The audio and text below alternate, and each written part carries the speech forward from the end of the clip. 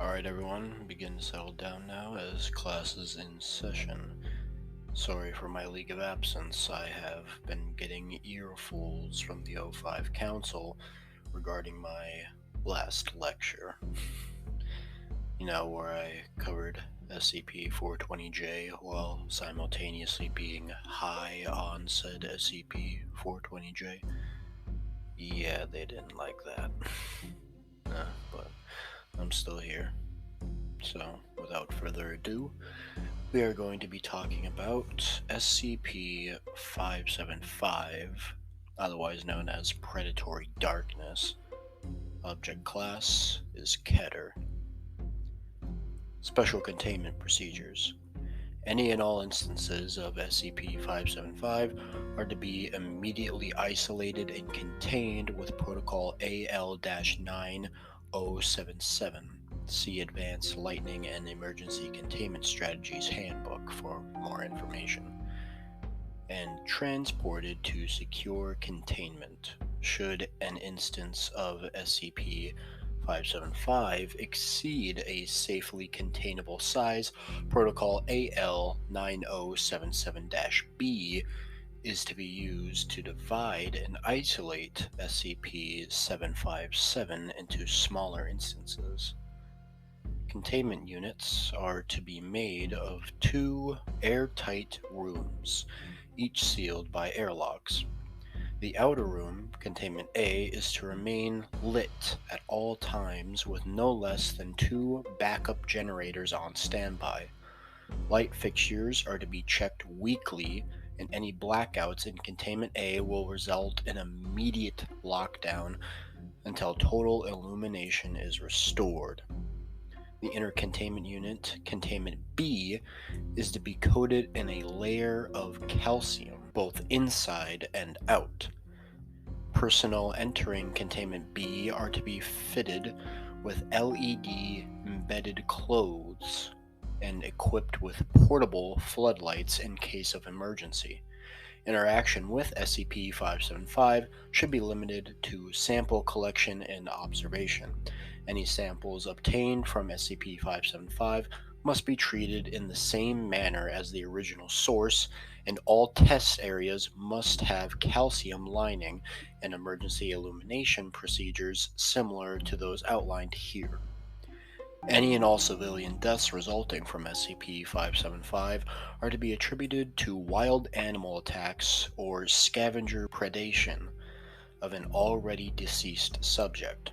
Should deeper secrecy be applied, attacks are to be blamed on a serial killer/satanic cult, and any additional information is sealed due to quote-unquote ongoing investigation.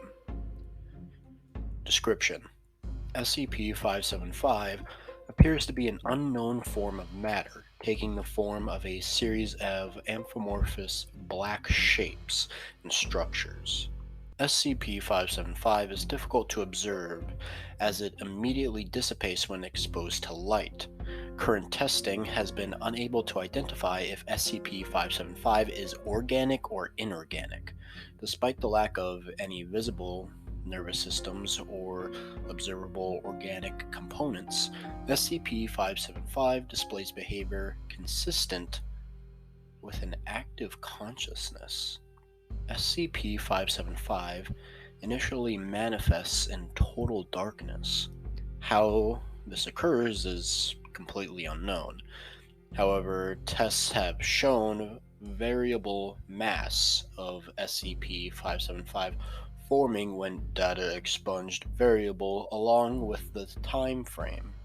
SCP-575 is capable of quote-unquote floating and can alter its density, allowing it to pass through very small openings.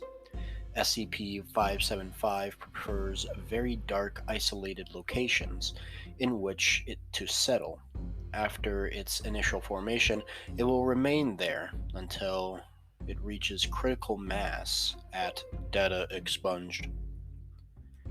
SCP-575 grows with the absorption of biological material SCP-575 will attack living things by solidifying portions of itself and use these appendages to bludgeon, cut, and crush subjects. The tracking and selection methods used by SCP-575 are currently not understood. Upon disabling a subject, SCP-575 will forcibly tear and crush tissue within the main mass unit of its absorbed. SCP-575 is unable to interact with objects rich in calcium, however, and nesting areas for SCP-575 can be identified by the large amount of bones, teeth, and calcified dust around them. SCP-575 is capable of manifesting in any area of total darkness. This appears to be a form of spontaneous generation and can form in any suitably dark location after data expunged.